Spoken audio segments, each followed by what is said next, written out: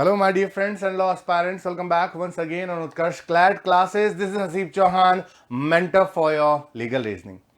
So, dear friends, फिर से स्वागत है आपका इसी 501 क्वेश्चंस की सीरीज में MSCT के लिए जो खास तौर से डिजाइन किए गए हैं। तो हमने काफी क्वेश्चंस कर लिए हैं, थोड़ा और आगे बढ़ते हैं और ये काफिला ऐसे ही चलाते जाएंगे। तो चलिए विदाउट वेस्टिंग आवर टाइम, सबसे पहला क्वेश्चन आपके सामने स्क्रीन पर।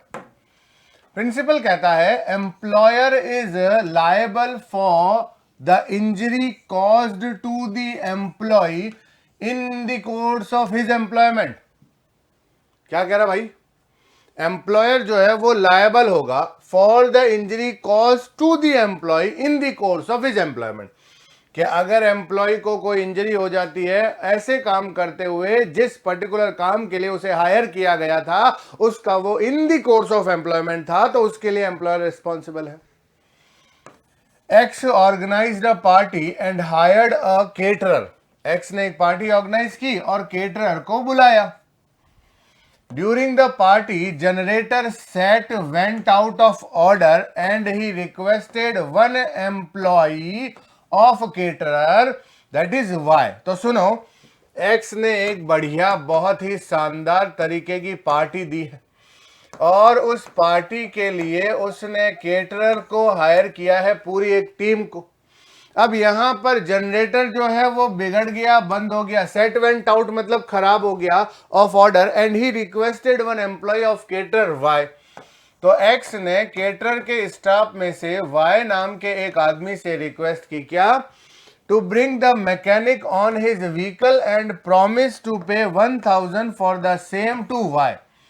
बोला कि इस पर्टिकुलर जनरेटर को ठीक करने के लिए प्लीज आप मैकेनिक को लेकर आ जाइए और मैं आपको 1000 रुपए दूंगा।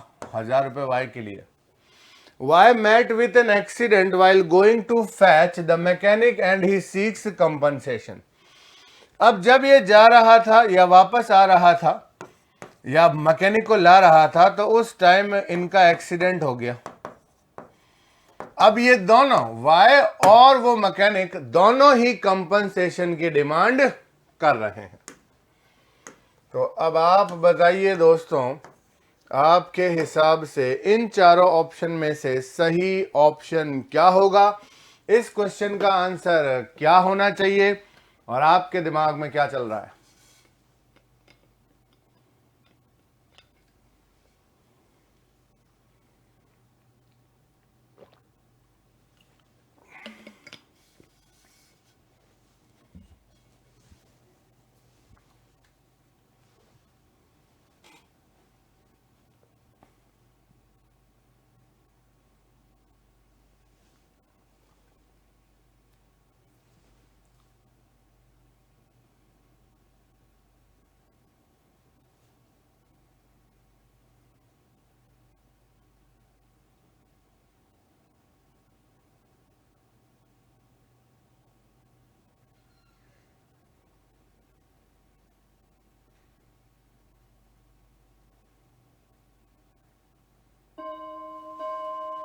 तो दोस्तों, क्या आप लोगों ने जवाब दिया या नहीं दिया कमेंट बॉक्स में? हाँ बिल्कुल, बहुत बढ़िया, शाबाश। अब ध्यान से समझो, मुझे ये बताओ कि वाई कौन है? वाई है सर केटरर वालों का स्टाफ। ओके, कोई दिक्कत नहीं है।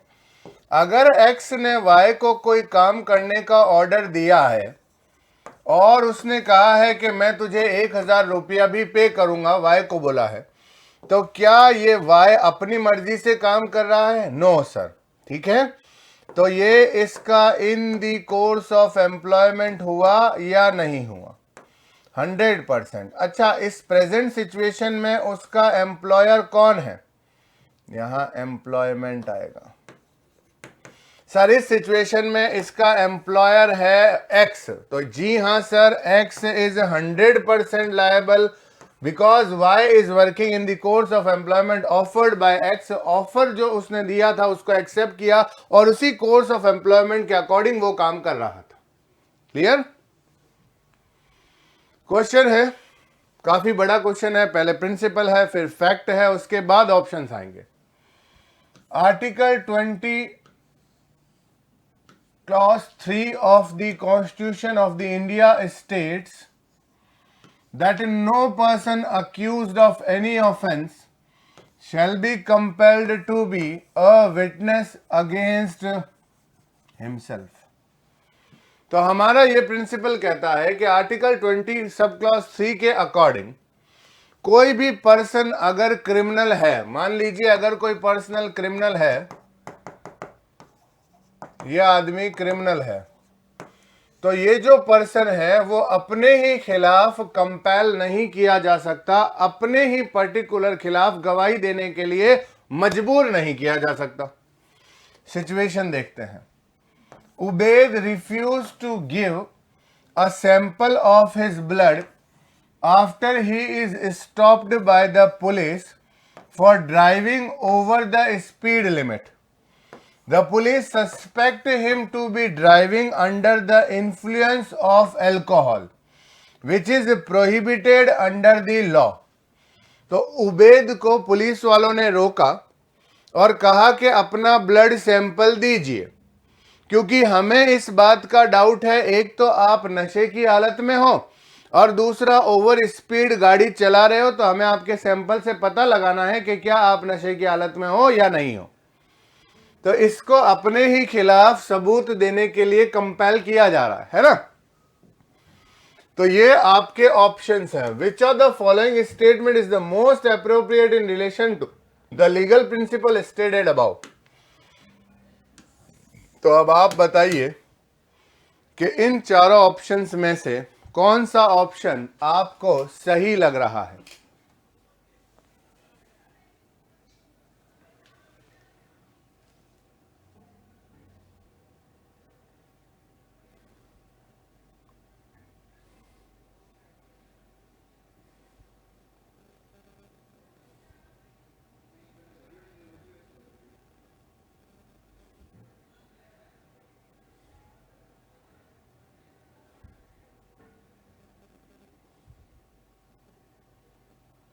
जल्दी से कमेंट बॉक्स में टाइप कीजिए दोस्तों।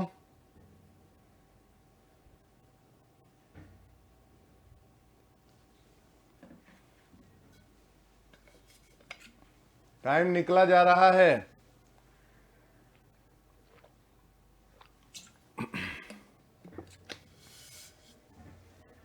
बहुत कम टाइम बचा हुआ है। चलिए, टाइम अप हो गया। अब ध्यान से समझना। पहला ऑप्शन कहता है Ubaid is protected by article 20 sub 3 in his refusal to give a blood sample, कि उबैद ने सही किया है क्योंकि आर्टिकल जो है वो इसकी प्रोटेक्शन की बात करता है। सेकंड ऑप्शन कहता है Ubaid is not protected by article 20 sub clause 3 as he was under the influence of alcohol, कि उसको प्रोटेक्शन नहीं मिलेगा क्योंकि उसने दारू पी रखी थी। साबित कहाँ हुआ अभी तक? प्रूफ नहीं हुआ, तो ये तो इलॉजिकल है। Ubaid is not protected by article 20 sub clause 3 in his refusal to give a blood sample since he is not accused of any offence yet. अभी तक उसको पर्टिकुलर किसी ऑफेंस का अक्यूज नहीं माना गया है, सिर्फ ये बात चेक करने के लिए कि आपने शराब पीकर गाड़ी चलाई है या नहीं, उसका ब्लड सैंपल लिया जा रहा था। सही कह रहा हूं कि गलत?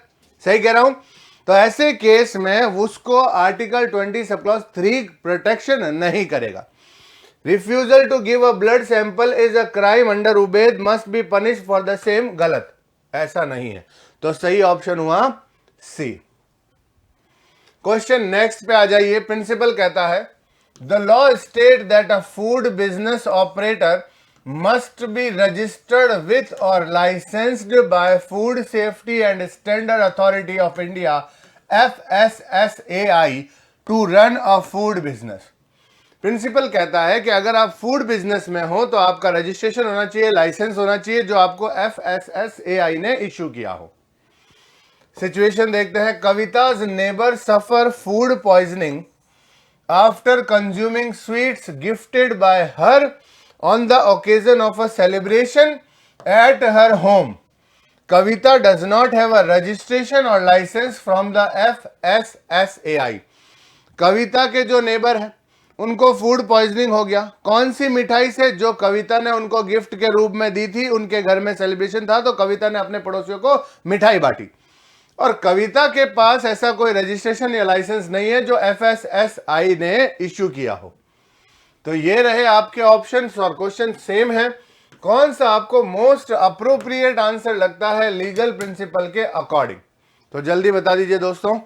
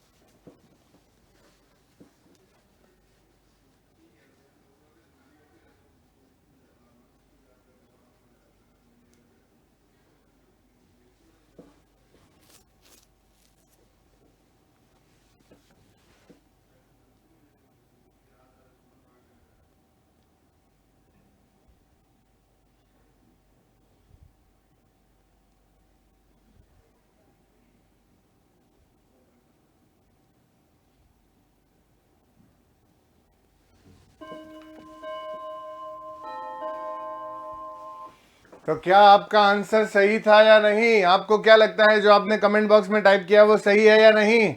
चलिए let's see answer.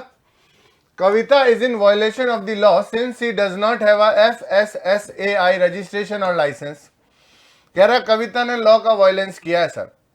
Kavita is not in violence of the law since she did not make the sweets the give by way of gift. कि उसने खुद ने नहीं बनाई है sir.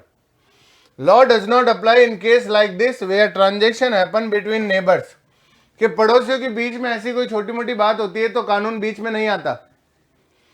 Kavita need not take a licence और registration with FSSAI since she is not running a food business. Simple. तो कविता को कोई रजिस्ट्रेशन लेने की जरूरत नहीं है, उसने कोई अपराध नहीं किया, क्योंकि इस पूरे केस में हमें यह थोड़ी पता था कि कविता की कोई दुकान है। समझ रहे हो ना? क्वेश्चन देखिए, an agreement entered into by way of wager या बेट इज अनएनफोर्सेबल इन लॉ। तो अगर आपने वेजर का एग्रीमेंट किया है, शर्त लगाने का एग्रीमेंट किया है, तो वो अनएनफोर्सेबल है, कानून उसमें आपकी कोई हेल्प नहीं करेगा। Thomas is very good at predicting outcomes of cricket match. Thomas का जो अंदाजा है ना, प्रिडिक्शन है, वो बहुत स्ट्रांग है। राजा एंड होजा given him ₹1000 each to enable him to bet with others about the outcome of cricket match. Thomas wins ₹1,00,000 after betting 3,000 rupees. क्या कह रहा है कि यहां पर राजा और होजा ने उसको पैसे दिए कि वो शर्त लगाए क्योंकि तेरा प्रेडिक्शन अच्छा है, और यहां पर उसने 3,000 रुपए लगाए। देखो ध्यान से समझना, राजा ने 1,000 दिए, होजा ने 1,000 और 1,000 उसके खुद के। किसके? थॉमस के। उसने 1,00,000 रुपए जीत लिए। अब सवाल यह है कि वो 1,00,000 कैसे बांटेगा। मोस्ट अप्रोप्रिएट रिलेशन का स्टेटमेंट देकर आपको आंसर बताना है कि आपके हिसाब से क्या होना चाहिए।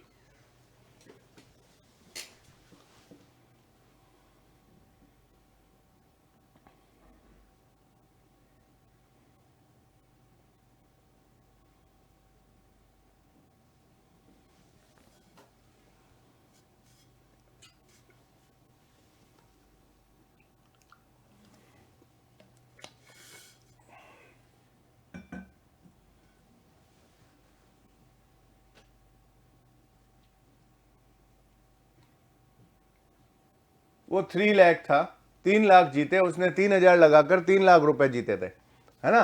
तो अपने को डिस्ट्रीब्यूशन करना है 3,00,000 रुपए का। कैसे डिस्ट्रीब्यूशन करोगे वो आप बताओ।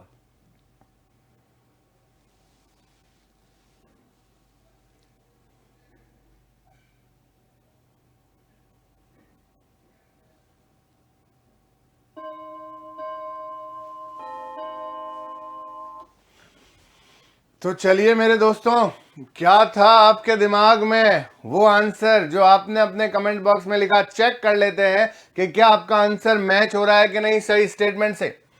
Thomas must share ₹3,00,000 with Raja and होजा इक्वली। कि उसको पूरी ईमानदारी से राजा और होजा के साथ 3,00,000 रुपए का डिस्ट्रीब्यूशन करना चाहिए, बंटवारा करना चाहिए। Thomas must return ₹1000 each to Raja and Hoja, के राजा और होजा ने जो 1,000 रुपए दिए थे वो लौटा देने चाहिए। Thomas need not to share 3 lakh with Raja and Hoja since it is the outcome of an unenforceable agreement, कि जो 3 लाख रुपए इसको आए हैं वो ऐसे अनएनफोर्सेबल एग्रीमेंट से आए हैं जो कि वेजर का था, शर्त वाला एग्रीमेंट था। If Thomas does not pay them ₹2 lakh each, Raja and Hoja can sue him to recover their share. Impossible। तो सही ऑप्शन हुआ ये।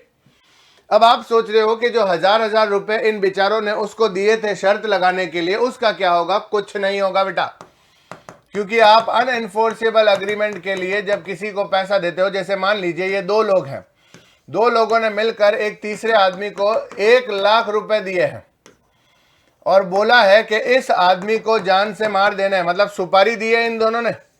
ये बंदा 1 लाख रुपया लेकर अपने घर चला जाता है, ऐश करता है, मजे करता है और इसको कुछ नुकसान नहीं पहुंचाता है। क्या ये दोनों क्लेम कर सकते हैं कि इन्होंने मर्डर नहीं किया तो हमारे पैसे वापस दिलवाओ?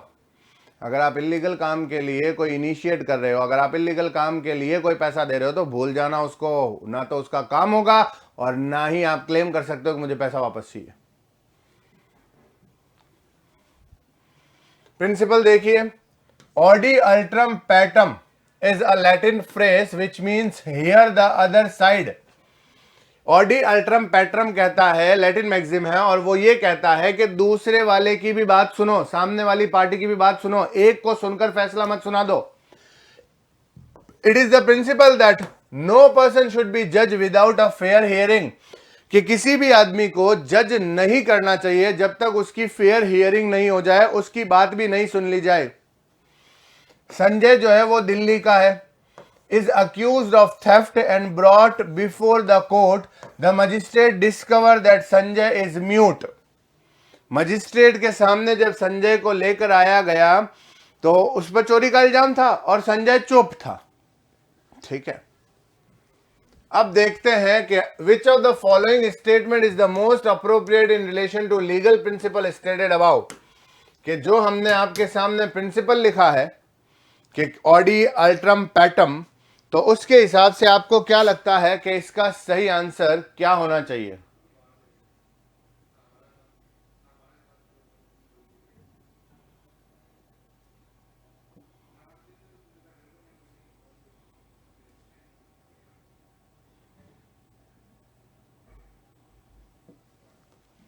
बताइए। आई होप कि आप लोगों को आंसर मिल चुका होगा। जिस तरीके की लैंग्वेज आपने समझी है, पढ़ी है, जो मैंने कन्वे किया आप तक पहुंचाने की कोशिश की, आई होप कि आपको डेफिनेटली आंसर मिल गया होगा।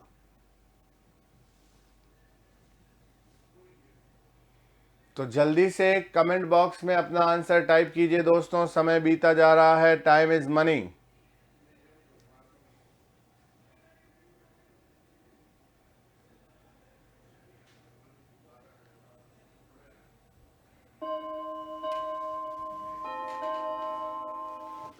चलिए देखते हैं दोस्तों आप लोगों का गैस या फिर आप लोगों का आइडिया या फिर आप लोगों की लॉ की नॉलेज कितनी परफेक्ट है।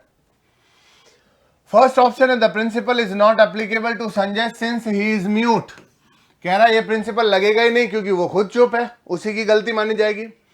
The principle is applicable to Sanjay even though he can not speak since he can be asked to write down his defence. पूरे क्वेश्चन में यहां कहां पर हमने ऐसा पढ़ा कि संजय गूंगा है? नहीं सर, आप इस ऑप्शन के थ्रू कह रहे हो अगर वो बोल नहीं सकता तो उसको बोलो कि लिख कर बता दे। नहीं, magistrate has to take all measures to understand what Sanjay has to convey about the accusation against him. Magistrate को वो सारे स्टेप्स उठाने चाहिए जिससे कि संजय अपनी बात क्या पहुंचाना चाहता है, वो क्या प्रूफ करना चाहता है, चुप रहकर अपनी अक्यूजेशन के खिलाफ वो सारे इनिशिएशन लेने चाहिए। डी पॉइंट तो बड़ा ही अजीब है, ये क्या लैटिन प्रिंसिपल है तो एप्लीकेबल नॉट इन इंडिया, कि इंडिया में लगेगा ही नहीं। वाह भाई वाह। अगला क्वेश्चन देखिए दोस्तों, प्रिंसिपल कहता है an essential condition in a contract for sale of goods is that the seller has title over the goods sold. कि सेल्स की बहुत इंपॉर्टेंट, बहुत एसेंशियल कंडीशन है कि अगर आप सामान बेचना चाहते हो तो आपकी ओनरशिप में वो सामान होना चाहिए, आपके पास उसका वैलिड टाइटल होना जरूरी है। Ranjan pays ₹2000 and buys a watch from Mohit. Ranjan ने 2000 रुपए दिए और मोहित से एक घड़ी खरीदी। Who runs a watch showroom and a repair shop. और मोहित कौन था? जो वॉच शोरूम भी चलाता था और रिपेयरिंग भी करता था। Jatin sees the watch with Ranjan and tells him that it is his watch and was only given to Mohit for repair. Jatin ने वो घड़ी जैसे ही संजय के हाथ में देखी तो बोला, अरे भाई ये तो मेरी घड़ी है, मैंने मोहित को दी थी, ये रिपेयरिंग के लिए आपके पास कैसे आ गई? If what Jatin says is true, अगर जो जतिन की बात में सच्चाई है तो आपके दिमाग के हिसाब से क्या होना चाहिए? Which of the following statement is the most appropriate in relation to the legal principle stated above? अगर जतिन की बात में सच्चाई है तो आपके हिसाब से इसका सही आंसर क्या होना चाहिए? क्या मोहित ने फ्रॉड किया है? क्या मोहित वो घड़ी बेच सकता था क्योंकि उसके शोरूम में आ गई थी?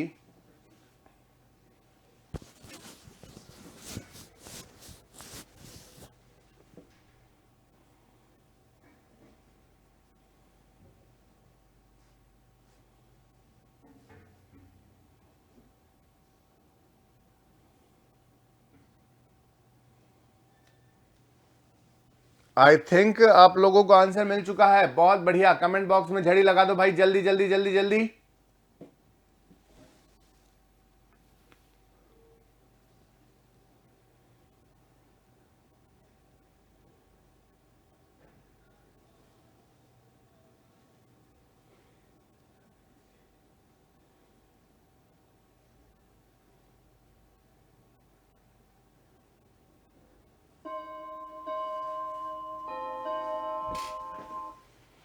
तो देखते हैं दोस्तों, आप प्रिंसिपल को सही से समझ पाए या नहीं पाए। कह रहा है रंजन इज, अच्छा उससे पहले थोड़ी सिचुएशन भी समझा दूं क्या, ताकि आप लोगों का और अच्छा सा क्लियर हो जाए। ये है सर रंजन, ये है सर मोहित, और यहां पर है जतिन। मोहित ने एक घड़ी वॉच रंजन को बेची और 2000 रुपए लेकर चला गया। एक्चुअली वो जो घड़ी इसके पास आई है उसकी रियल ओनरशिप जो है वो किसके पास है? उसकी रियल ओनरशिप है जतिन के पास। He is a title, he has a title, title इसके पास है घड़ी का। मतलब सर बात साफ है कि मोहित ने जो घड़ी बेची है उसके पास उसका टाइटल नहीं था। तो जब टाइटल ही नहीं था तो प्रिंसिपल के हिसाब से तो ये सेल हुई नहीं, सेल हुई नहीं। कहता है Ranjan is now the owner of the watch since he paid ₹2000 for it. अच्छा, अगर किसी और का घर मैं आपको भेज दूं, कल के दिन में ताजमहल आपको भेज दूं तो आपका हो जाएगा क्या? अगर आप मुझे पैसे देकर चले जाते हो तो नो ना, हटाओ इसको। Ranjan is not the owner of watch since Mohit did not have a title to it. 100% सही जवाब। Mohit must pay Jatin ₹2000 since he sold Jatin. क्या उसको मोहित को पैसे देने होंगे जतिन को? ये सब फालतू की बातें हैं सर। जब मोहित के पास टाइटल ही नहीं था तो वो सेल्स ही वैलिड नहीं होगी। सिंपल सा आंसर है। प्रिंसिपल सुनिएगा, the insurer agrees to pay no more than the actual amount of the loss. जो इंश्योरर होता है, जो हमारा इंश्योरेंस करती है कोई भी कंपनी, तो वो इस बात पर अग्री होते हैं कि जो एक्चुअल लॉस, एक्चुअल डैमेज हुआ है उतना पे करेंगे, उससे ज्यादा नहीं पे करेंगे। Sunny insures his car worth ₹5 lakh with X नाम की कंपनी, एक्स नाम के एजेंट से सनी ने 5 लाख रुपए की अपनी कार का इंश्योरेंस लिया। एन इंश्योरेंस कंपनी, एक्स कौन है? एक इंश्योरेंस कंपनी है। फॉर इट्स वैल्यू, और उसकी वैल्यू का 5 लाख, ठीक है। He again insures the same car with Y, another insurance company on the same terms. There is an accident and the car suffers a total loss. सुनिएगा ध्यान से, सनी बड़ा चालाक है इस केस में। अब यहां पर इसने एक्स कंपनी से और वाई कंपनी से, दोनों से अपनी एक ही कार के लिए 5-5 लाख रुपए का इंश्योरेंस करवा दिया है। 5 लाख फॉर 2 टाइम्स, 2 अलग अलग कंपनी से इंश्योरेंस करवा दिया। कार का एक्सीडेंट हुआ और टोटल लॉस, पूरी तरीके से कार खतरनाक तरीके से डैमेज हो गई। In his separate suit against Y and X, if Sunny recover ₹5 lakh from X, how much can he recover from Y? अब उसने दोनों कंपनीज के खिलाफ अलग अलग इंश्योरेंस क्लेम किया। कह रहा है कि अगर सनी को 5 लाख रुपए एक्स कंपनी ने दे दिए तो वाई से कितनी रिकवरी कर सकता है। बताइए, आपके सामने ये रहे option. Which of the following statement is most appropriate in relation to the legal principle. आप बताइए, आपको क्या लगता है, सनी, अगर एक्स नाम की कंपनी ने सनी को पूरे 5 लाख का इंश्योरेंस का पेमेंट कर दिया है तो वाई से पूरे 5 मिलेंगे, आधी वैल्यू मिलेगी या कुछ परसेंट मिलेगा?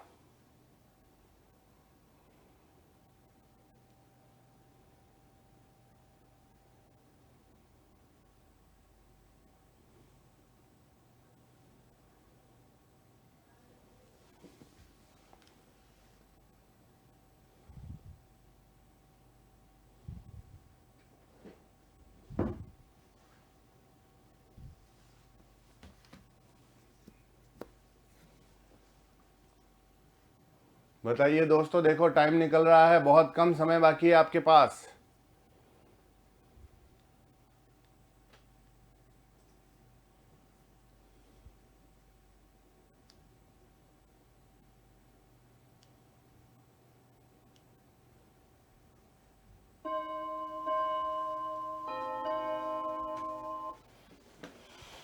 आंसर सही होगा आपको? क्या लग रहा है आपको, क्या क्या आपने आंसर सही दिया है? अगर सही ऑप्शन से पहले आपको थोड़ी सी भी हल्की सी घबराहट हो रही है ना, इसका मतलब आप पूरे डेडिकेशन से कमेंट बॉक्स में कमेंट लिख रहे हो। ध्यान से देखिए आप, Sunny can recover 5 lakh from Y, कि एक्स से 5 लाख मिल गए, अब वाई से भी 5 लाख मिलेंगे। तो सर हमारा जो प्रिंसिपल है ये क्या कहता है, एक्चुअल लॉस से 1 रुपया भी ज्यादा नहीं मिलेगा आपको। Sunny can not recover any amount from Y, बिल्कुल सही। अब ये जो है ना कि वाई से अगर रिकवरी करनी है तो एक्स का पैसा लौटाना पड़ेगा, ऐसा नहीं होता। एक्स और Y at the same time से वो इंश्योरेंस करवा ही नहीं सकता। हालांकि रियलिटी में तो यही है, लेकिन अपने प्रिंसिपल के हिसाब से सही ऑप्शन क्या है, वो है बी। चलिए, क्वेश्चन है, where one of the parties to a contract was in position to dominate the decision of the another party, the contract is enforceable only at the option of the party who was in position to dominate decision of the other party। कह रहा है कि अगर दो लोगों के बीच में कोई कॉन्ट्रैक्ट होता है और उन दोनों में से कोई एक सुपीरियर है, डोमिनेटिंग पोजीशन में है, उसकी बात सुननी पड़ेगी। तो ऐसे केस में एग्रीमेंट तो बना दिया उन दोनों ने, क्योंकि यह आदमी चालाक था, मजबूत था, इसकी डोमिनेंट पोजीशन थी। तो ये जो सेकंड पर्सन है जो बेचारा कमजोर है, तो वो अग्रीमेंट, वो कॉन्ट्रैक्ट एनफोर्सेबल होगा सिर्फ इस आदमी की मर्जी के ऊपर। ये जो कमजोर आदमी है, समझ गए, इसको अनड्यू इन्फ्लुएंस बोलते हैं, समझ गए ना। तो ये वॉइडेबल हो गया, ये पूरा चीज जो है वो वॉइडेबल हो गया। ध्यान से सुन लो दोस्तों, मैं फटाफट एक पॉइंट बता देता हूं। वॉइडेबल 4 कंडीशन में हो सकता है। नंबर 1 अनड्यू इन्फ्लुएंस, नंबर 2 आपका फ्रॉड, नंबर 3 आपका मिस रिप्रेजेंटेशन, और नंबर 4 है आपका कोर्जन। इन 4 कंडीशन में आपका जो कॉन्ट्रैक्ट है वो वॉइडेबल होगा। कौन सा होगा भाई? वॉइडेबल होगा। लेकिन जो 5वीं सिचुएशन है मिस्टेक, मिस्टेक में अगर किया गया कोई कॉन्ट्रैक्ट है तो वो सीधा वॉइड होगा, क्योंकि इस पर्टिकुलर मिस्टेक की सिचुएशन में कंसिडर्ड आइटम का प्रिंसिपल फॉलो नहीं होता, मीटिंग ऑफ माइंड और मैचिंग ऑफ माइंड का प्रिंसिपल फॉलो नहीं होता। तो यहां पर अनड्यू इन्फ्लुएंस का मतलब होता है कि जब 2 पार्टीज में से एक पार्टी जो है वो डोमिनेंट पोजीशन में हो। अब कुछ ऐसे रिश्ते होते हैं जहां पर एक पार्टी डोमिनेंट होती है, उसकी बात माननी पड़ती है, सुननी पड़ती है। अगर मान लो मुझे अपने किडनी का ऑपरेशन करने हॉस्पिटल जाना पड़े, तो डॉक्टर साहब जितने टेस्ट लिखेंगे, जैसे टेस्ट लिखेंगे, जहां से टेस्ट लिखेंगे वहां पर जाऊंगा कि नहीं जाऊंगा, क्योंकि मुझे नहीं पता है कि मेरे को अंदर क्या हुआ है। मैं उस आदमी पर विश्वास कर रहा हूं, वो डोमिनेंट पोजीशन है। एम्प्लॉयर और एम्प्लॉय, अगर मालिक ने अपने नौकर को कह दिया है कि ये काम तुम्हें करना है, मैं कह रहा हूं, तो ये डोमिनेंट पोजीशन है, ऐसा अग्रीमेंट होकर ही रहेगा। और इस सिचुएशन में जब लॉ को पता चल जाता है कि 2 पार्टीज के बीच में ऐसा रिश्ता है कि एक हमेशा मजबूत रहेगा और एक बेचारा थोड़ा कमजोर रहेगा, तो वो कॉन्ट्रैक्ट अगर आपको एनफोर्सेबल कराना हो तो इसकी मर्जी पूछो। अगर ये कह देगा तो वॉइडेबल, ये बोलेगा तो कंटिन्यू, ये बोलेगा तो cancel. A doctor asked his patient to make a payment of 10 lakh rupees for treatment of his fever. Patient paid amount of 5 lakh rupees and promised to pay the remaining amount after the treatment. After treatment, the patient recovered from fever. The doctor demanded the remaining amount from the patient. The patient refused to pay. Doctor ने कहा 10 लाख रुपए देने पड़ेंगे तुम्हें, अब बहुत भयंकर तरीके का बुखार है, तुम्हारी जान नहीं बच पाएगी। पेशेंट ने 5 लाख दिया और बोला बाकी बाद में दे दूंगा। ठीक होने के बाद वो अब पैसे देने से मना कर रहा है।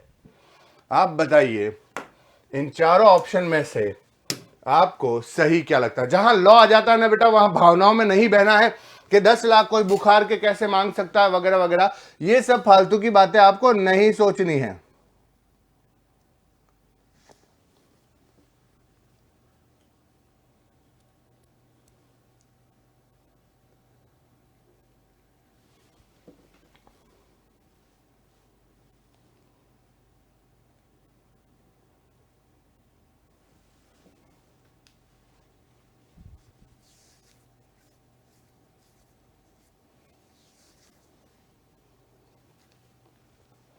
आपको लग रहा होगा, आप में से कई लोग भावनाओं में बह चुके हैं कि हाँ डॉक्टर की गलती है, 10 लाख रुपए कोई कैसे ले सकता है बेचारे गरीब आदमी से।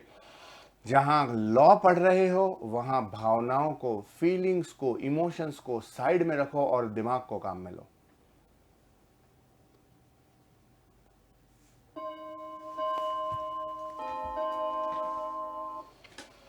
चलिए देखते हैं दोस्तों, क्या आप कंक्लूजन तक पहुंच पाए या नहीं पहुंच पाए।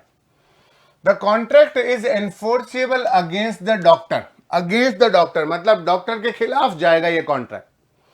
The contract is enforceable against the patient 100%। Patient को बाकी के 5 लाख रुपए चुकाने पड़ेंगे। यहां पर देखो सिचुएशन ऐसी लग रही है कि यस अनड्यू इन्फ्लुएंस है, डॉक्टर की पोजीशन डोमिनेंट में है, 100% I am agree with you. लेकिन जब आप 5 लाख रुपए दे चुके हो तो अब दूसरा वाला पेमेंट देने में आप नाटक नहीं कर सकते। अगर वो पूरा इलाज कर देता और उसके बाद उसको पता चलता कि मैं ठीक ही नहीं हुआ या मुझे कोई और बीमारी थी और मुझसे झूठ बोलकर पैसे ऐंठे गए हैं क्योंकि मैं इस आदमी पर विश्वास करता था, इसने मेरे भरोसे को तोड़ दिया है, ऐसे केस में अगर आप कोर्ट के पास जाते ना कि सर ऐसी ऐसी हरकत हो गई है मेरे साथ तो प्लीज आप मेरी मदद करो, तब हम डॉक्टर को फंसा सकते थे। लेकिन यहां पर ऐसी कोई हरकत नहीं है। डॉक्टर ने क्लैरिटी दी, क्लैरिटी आपको समझ में आई, आप अपना इलाज करने के लिए रेडी हुए, पैसे तो देने पड़ेंगे। कॉन्ट्रैक्ट इज नॉट एनफोर्सेबल, गलत जवाब। The contract is not enforceable against the patient, गलत जवाब। तो सही जवाब होगा B, yes it is against the, it is enforceable against the patient. Principle है when at the desire one person any other person has done or abstained from doing something, such act or abstinence or promise is called a consideration for the promise। ये कह रहा है अगर promisor के Dzire पर, Dzire किसका होगा हमेशा, प्रोमिसर का डिजायर होगा, मर्जी किसकी होगी, प्रोमिसर की होगी। अगर वादा करने वाला मतलब ऑफर देने वाले के अकॉर्डिंग सामने वाली पार्टी कोई काम करता है या वो काम करने से रुक जाता है या फिर कोई काम कर चुका है या फिर कोई काम करने से रुक चुका है या फिर फ्यूचर में किसी काम को करने का वादा करता है, प्रॉमिस करता है, या फ्यूचर में किसी काम को करने का वादा नहीं करता है, तो इसको हम कंसिडरेशन बोलते हैं। ठीक है। X uncle of Y, X किसका अंकल है, वाई का, made a promise to pay him an amount of 1 lakh rupees as reward if Y quit smoking and drinking within 1 year। X ने अपने भतीजे से कहा 1 लाख रुपए इनाम दूंगा अगर तू 1 साल के अंदर अंदर सिगरेट और दारू छोड़ दे। Y quit the smoking and drinking within 6 months, उसने 6 महीने में ही छोड़ दिया। तो अब आप बताओ सर, क्या उसके भतीजे को पेमेंट का 1 लाख मिलना चाहिए, नहीं मिलना चाहिए? आपको क्या लगता है कि ऐसा कोई कॉन्ट्रैक्ट होगा, नहीं होगा?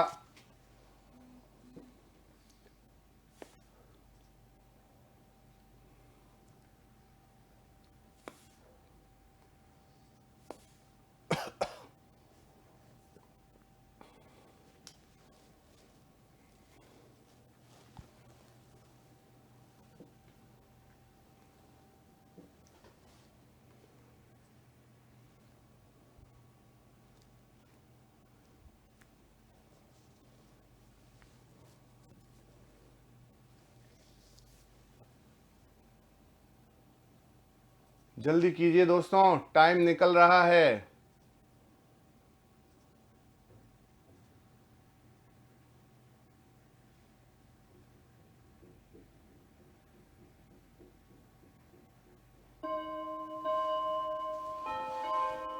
बहुत बढ़िया, बहुत बढ़िया, बहुत बढ़िया। जिन लोगों ने इसका सही जवाब दिया, इसका मतलब वो प्रिंसिपल को समझने लग गए हैं। जब एक आदमी की मर्जी के लिए आप कोई काम करते हैं या काम करने से रुक जाते हैं तो वही आपका कंसिडरेशन है। कंसिडरेशन हमेशा मनी फॉर्म में नहीं होगा।